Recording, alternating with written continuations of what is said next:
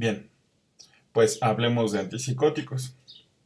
Eh, el tratamiento antipsicótico en general es una de las partes más complicadas del trabajo dentro de la esfera de la psiquiatría. En general, la toma de decisión respecto a cuándo, cómo y cuál antipsicótico iniciar es bastante complicado. Sin embargo, hablando estrictamente de esquizofrenia, el antipsicótico debe de considerarse desde cuatro perspectivas. Por un lado, claramente la del paciente. En este sentido, se tiene que considerar ciertas particularidades, como el hecho de que si es hombre, es mujer, ha estado bajo tratamientos antipsicóticos previos. Por el otro lado, qué trastorno o qué enfermedad hay detrás de el evento psicótico, por supuesto. Y para el caso de la esquizofrenia, sí es importante considerar que ese antipsicótico que lleguemos a elegir va a ser un antipsicótico que esté mucho tiempo, si no es que toda su vida con él. Entonces, la decisión todavía tiene que ser mucho más concienzuda. Por el otro lado también, y es muy importante, los efectos adversos del antipsicótico que vayamos a elegir. ¿En qué sentido? Eh, la adherencia antipsicótica realmente va a depender de los efectos secundarios, ¿no? Eh, Así como, por ejemplo, cuando hablamos de antidepresivos, que se tenía que considerar cuáles estaban indicados en el embarazo, por ejemplo, cuáles estaban indicados dentro de o en aquellos que tenían mayor riesgo de disfunción sexual o que aumentaban considerablemente de peso, generan sedación. Pasa lo mismo en general con los antipsicóticos. Sin embargo, vamos a ver que los efectos secundarios, inclusive, si no son reconocidos a tiempo, hay algunos que inclusive pueden llevar al riesgo de muerte al paciente. Por el otro lado, también tenemos que considerar el ambiente. Hay pacientes que van a tener comorbilidades de entrada con otros trastornos, por ejemplo, el trastorno por uso de sustancias, y tenemos que adaptarnos a ello. Nosotros podríamos tener alguna visión de lo que debería o no debería hacer el paciente, sin embargo, nosotros estamos ahí para ayudarle y en ese sentido, si el paciente es consumidor de sustancias, tenemos que considerar que va a consumir. Entonces, bajo esta perspectiva, por supuesto, tenemos que considerar qué antipsicótico darle que tenga menos riesgo de interacciones con lo que habitualmente consuma y que además puede ser un paciente que tenga muy pobre apego al tratamiento. Entonces tenemos que pensar, por ejemplo, en algo de depósito, ¿no? O que esté dentro de un ambiente donde tenga familiares donde sí puedan supervisar la toma del antipsicótico, se pueda supervisar la presencia o ausencia de efectos secundarios, bueno, entonces tendríamos un poco más de libertad para elegir los distintos antipsicóticos. Y así me puedo seguir, ¿ok?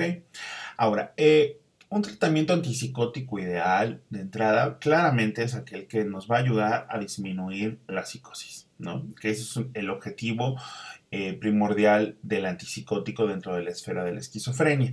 En otros trastornos, los antipsicóticos son coadyuvantes, pueden servir para disminuir la impulsividad, para mejorar la regulación emocional. Sin embargo, los antipsicóticos, para el caso claramente de la esquizofrenia, están indicados para la resolución de la psicosis, que es finalmente nuestro síntoma objetivo. ¿Ok? Tiene que ayudarnos ese antipsicótico a llevarlo a la remisión. No es como, por ahorita que se calme, ¿no? Cuando ya hablamos de esquizofrenia, recuerden que estamos hablando de esquizofrenia, no de psicosis. Tenemos que pensar precisamente que el antipsicótico que vamos a iniciar nos tiene que llevar al paciente a una mejoría franca, ¿ok? Y hablo de mejoría, no de resolución total o de cura, porque no es posible dentro de la esfera psiquiátrica, ¿no? Por el otro lado, nos tiene que también proteger en contra de recaídas. Tenemos que considerar que el paciente puede recaer, ¿no? Y por supuesto, lo que ya mencioné de tolerabilidad y respecto a los efectos secundarios. Que por un lado, Si ustedes tienen un paciente que se podría beneficiar enormemente, pensemos de los antipsicóticos de segunda generación, y ya lo he mencionado con antelación, lo recupero, va a aumentar de peso, entonces ustedes tienen que barajar una cuestión de costo-beneficio respecto al aumento de peso, ¿sale? Y pasa lo mismo respecto a otros efectos adversos, ¿no? Tanto las cuestiones, por ejemplo, de cardiovascular, de salud cardiovascular, que ustedes tienen que tener a consideración, la edad, el peso, qué otras prescripciones médicas están teniendo, ¿no? Entonces también para que eso lo tengan a consideración. Por el otro lado, hay algunos pacientes con esquizofrenia que definitivamente van a llegar a tener síntomas afectivos. Y hablo de síntomas afectivos porque cuando se tiene una condición de un trastorno agregado, ya sea depresivo o de la esfera bipolar, por supuesto ustedes estarían barajeando algún otro diagnóstico como es el esquizoafectivo tipo depresivo o el esquizoafectivo tipo bipolar, que finalmente cae dentro de la esfera del tratamiento antipsicótico, muy similar que de lo que sucede con la esquizofrenia. Bien. Pensando un poco desde las guías de práctica clínica y pensando que ustedes realicen buenas prácticas basadas en estas guías, cuando ustedes tengan un paciente con algún antipsicótico, que ustedes saben que está tomando algún antipsicótico, tienen que monitorear. ¿Y cómo lo van a monitorear? De entrada es cada consulta se monitorea junto, pensando por supuesto también el diagnóstico que ya se haya establecido, y esto se hace junto con el especialista, ¿no? Es decir, si ustedes deciden ser médicos generales, por ejemplo, ¿no? O médicos familiares, tendrán que pensar en esta posibilidad. Ahora, si son médicos especialistas, por supuesto, que no psiquiatras, también tendrían que considerarlo definitivamente, ¿no? Tienen que evaluar cada consulta qué porcentaje de adherencia se tiene. Únicamente se hace a la entrevista, ¿no?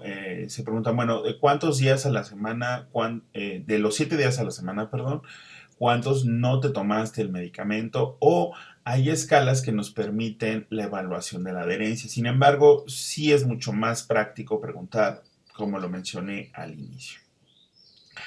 Por el otro lado, dentro de la evaluación de la adherencia, ustedes tienen que cada consulta determinar si hay presencia o ausencia de los eventos adversos, y también tienen que considerar el costo que va a tener el antipsicótico para mantener la adherencia. Si, por ejemplo, hay antipsicóticos que cuestan alrededor, una inyección alrededor de 9,000 pesos al mes, ¿no? Entonces, y el paciente tiene dificultades para el costo, pues claramente no van a mandar este mismo, ¿no?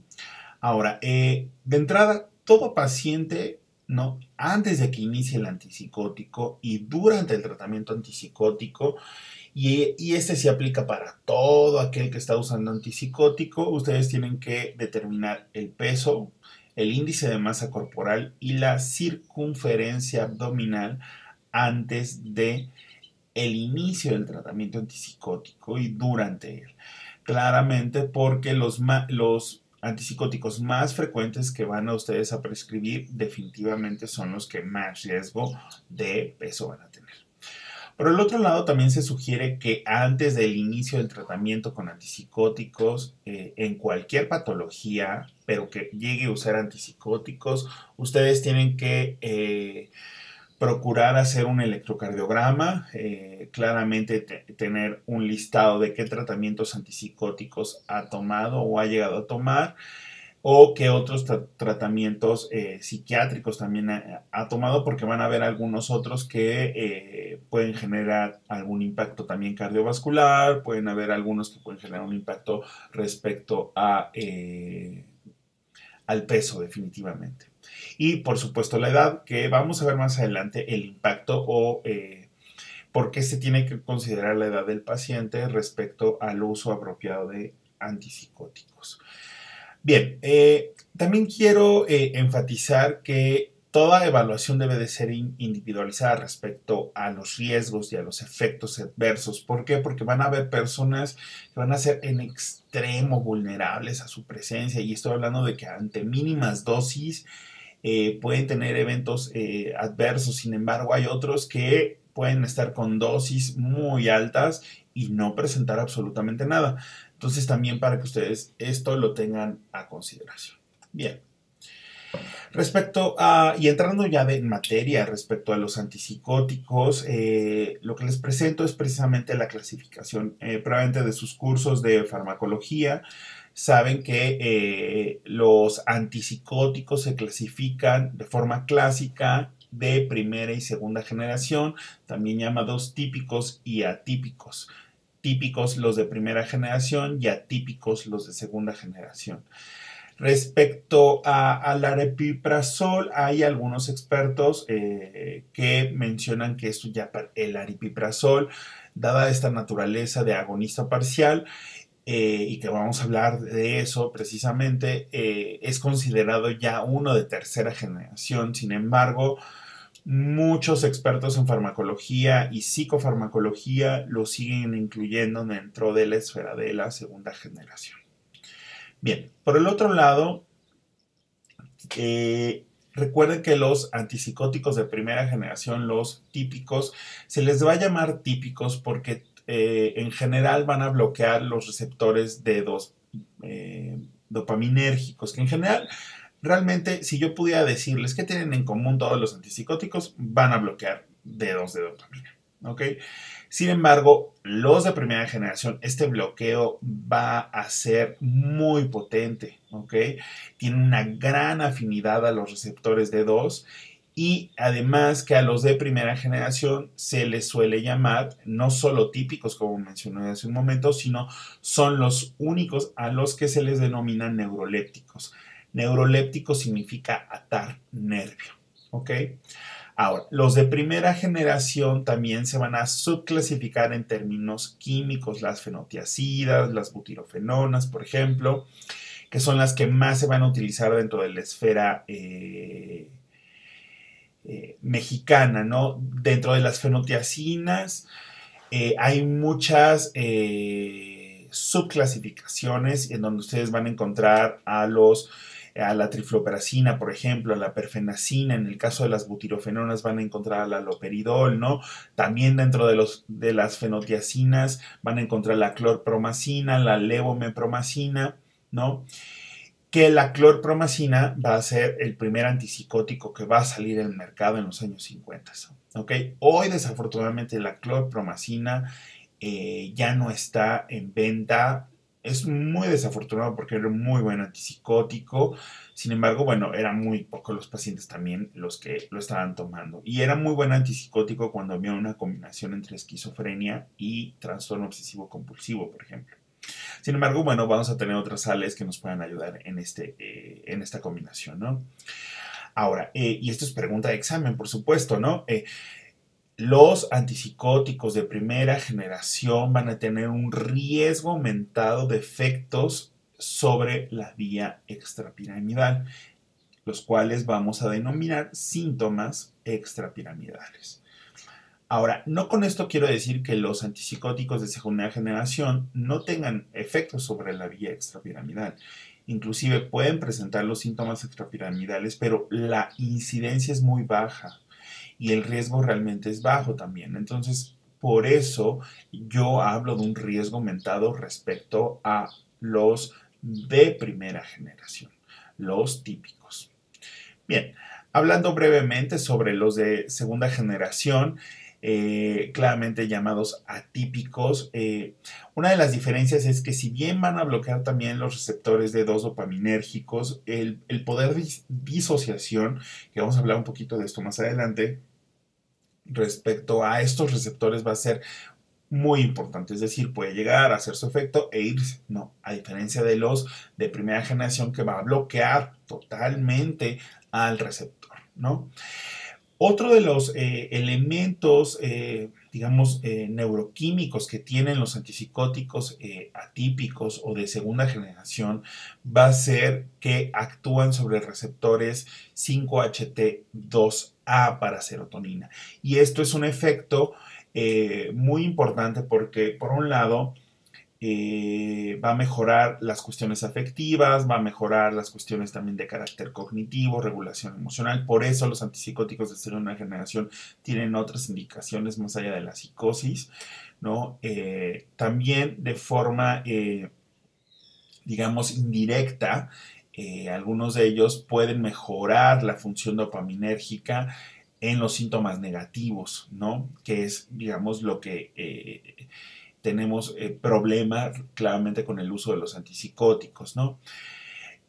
Sin embargo, los antipsicóticos de segunda generación van a tener otro matiz respecto a sus efectos secundarios o adversos. En general, en primera instancia va a ser el aumento de peso, pueden generarnos dislipidemias, diabetes mellitus, aumento de riesgo cardiovascular y para el caso estricto de la clozapina, que lo estoy poniendo en pantalla, el riesgo de agranulocitosis, que claramente es una urgencia. ¿Ok? Bien. Respecto a los antipsicóticos de primera generación, lo que ustedes están viendo en pantalla en la imagen inferior izquierda es cómo el antipsicótico de primera generación tiene una pobre disociación a su receptor. Es decir, nosotros damos una dosis, ¿no? Y esta dosis, ¿no? Va a bloquear de forma importantísima la afinidad que tienen, es importante respecto al receptor D2 y entonces esta afinidad no se va a volver a quitar hasta que aparezca un nuevo receptor, por supuesto. Y entonces, ante cada nueva dosis, se mantiene constantemente la presencia del antipsicótico, haciendo que, por supuesto, es decir, disminuyen los síntomas psicóticos, por supuesto, pero el riesgo es de que aparezcan los síntomas extrapiramidales y a largo plazo de forma crónica la disquinesia tardía, más allá de otros síntomas como por ejemplo la distonía aguda, ¿ok? La cual vamos a hablar también. Por el otro lado, van a haber algunas particularidades y que las vamos a hablar en su momento de quienes tienen riesgo mayor a tener estos efectos, pero en general vamos a ver que son los más jóvenes y varones, ¿ok? En general, todos los efectos secundarios que afecten la vía extrapiramidal, vuelvo a insistir, le vamos a llamar síntoma extrapiramidal. Y bueno, hay algunos reportes también que los antipsicóticos de primera generación pueden llegar a ser neurotóxicos con disminución del volumen cortical, sobre todo.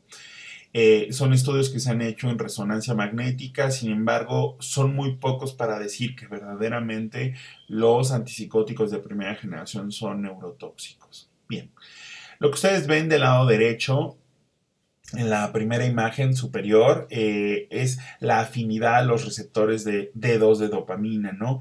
Del lado derecho claramente ustedes ven a la haloperidol, perfenacina y clorpromacina que son antipsicóticos de primera generación.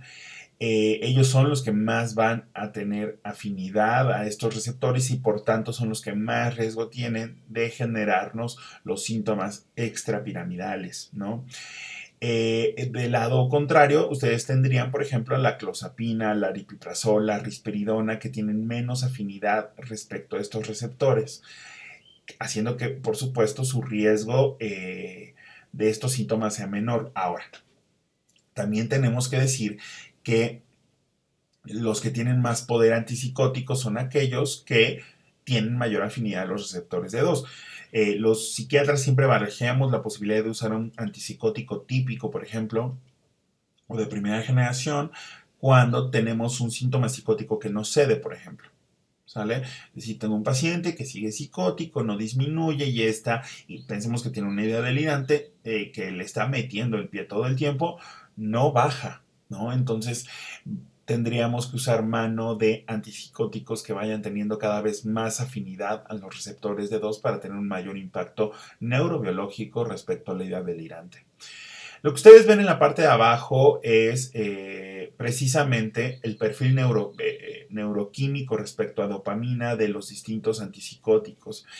Como verán aquí, Haloperidol, clorpromacina son los que más presencia o afinidad tienen respecto a el receptor D2 de dopamina. Chequen el caso, por ejemplo, de la clozapina, que es mínimo, como lo mencionamos hace un momento.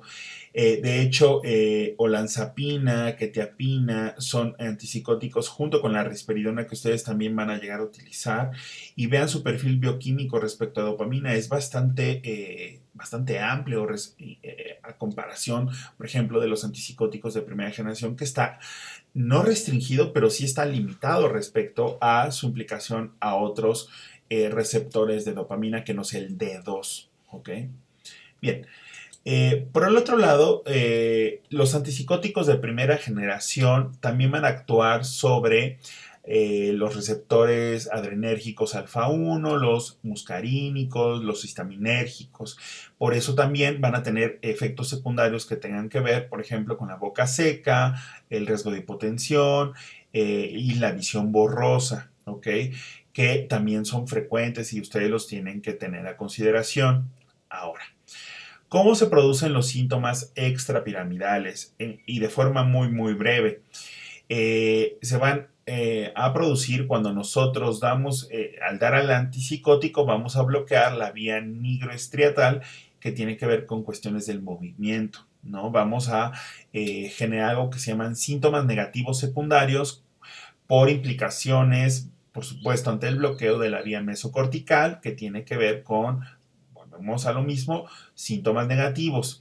Y por supuesto las modificaciones endocrinas que podemos generar por el bloqueo de la vía tuberoinfundibular que produce hiperprolactinemia y que nos puede llevar a una galactorrea, una ginecomastia, por ejemplo, o alteraciones del ciclo menstrual, ¿no? Ahora, lo que ustedes están viendo en la parte de abajo es digamos, un prototipo de un antipsicótico y vean cómo está el receptor, como si se tratara de una sierra, ¿no?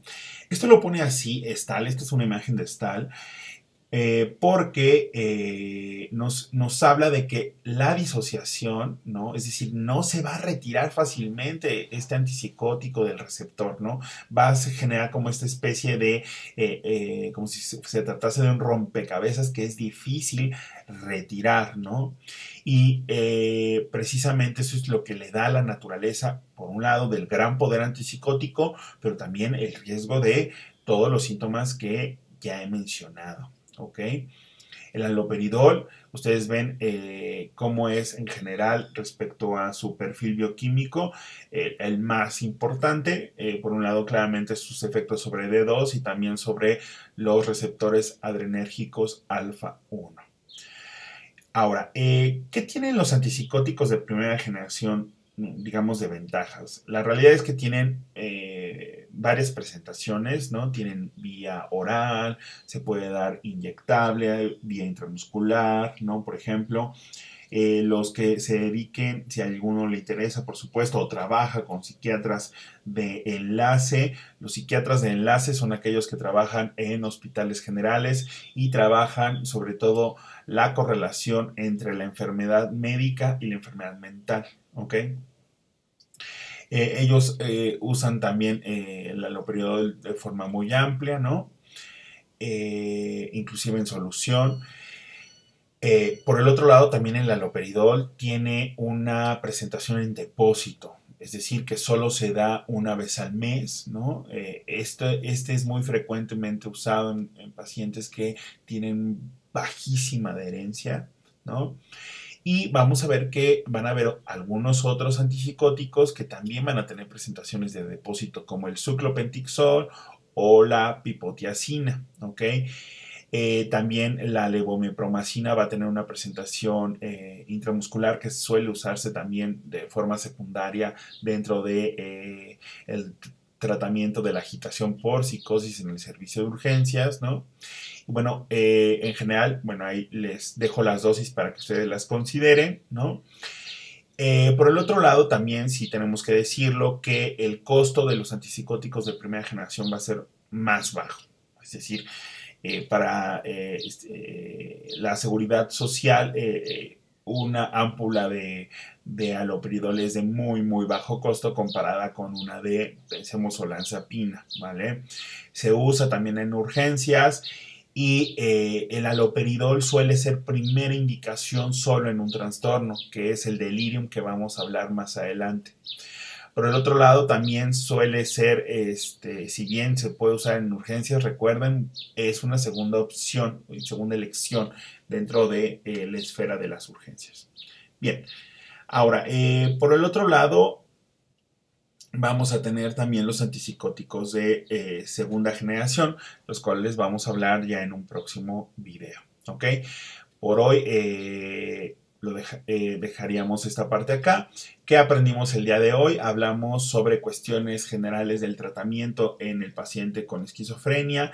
¿Qué tienen que considerar antes de iniciar el tratamiento en alguien con que van a usar un antipsicótico que puede tener o no esquizofrenia, ¿no? Cómo se clasifican los antipsicóticos y hablamos sobre los antipsicóticos de primera generación. Próximo video hablaríamos sobre antipsicóticos de segunda generación, por supuesto, hablar de todos los eventos adversos de los mismos, ¿no?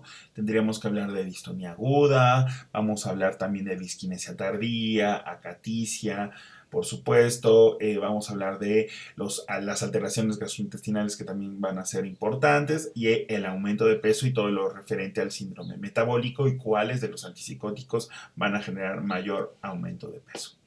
Espero que esto haya sido de su interés. Nos vemos la próxima clase.